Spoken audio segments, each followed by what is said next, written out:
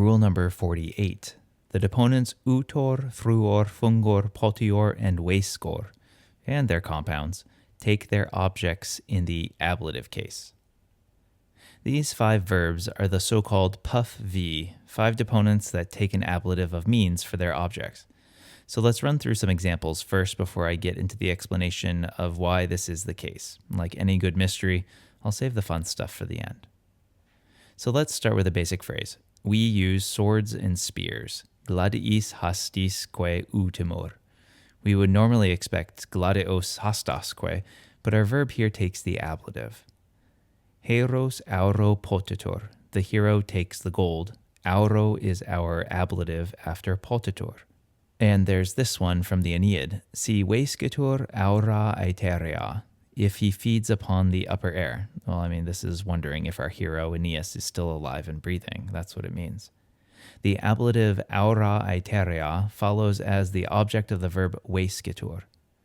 Also from the Aeneid, Anchises says, fungor inani munera. I will perform this useless duty, with the ablative inani munera serving as the quasi-object of the future fungor. I say quasi-object because whenever a verb takes a case other than the accusative as its object, there's something else going on here. We only view this ablative as an object because of how we understand the phrase in English. Technically, these are ablatives of means, and the deponent verbs really are in the middle voice, so let's explore this a bit more. For a verb in the active voice, the subject does the action, while the subject with a passive voice verb receives the action. Some languages, like ancient Greek, have a middle voice, where the subject kind of does and receives the action at the same time.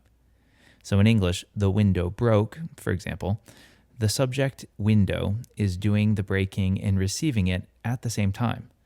This is a simplistic discussion of the middle voice, and that's okay because Latin doesn't have the middle voice, but it used to in its Proto-Latin teenage years.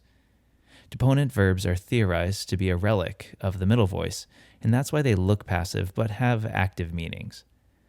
Going back to the puff V words, these 5 verbs originally had this middle sense, and we can illustrate this with a reflexive translation. Utor, I employ myself, or I'm both doing and receiving the action. And thus the ablative of means follows a bit more easily. I employ myself with kindness, or by means of kindness.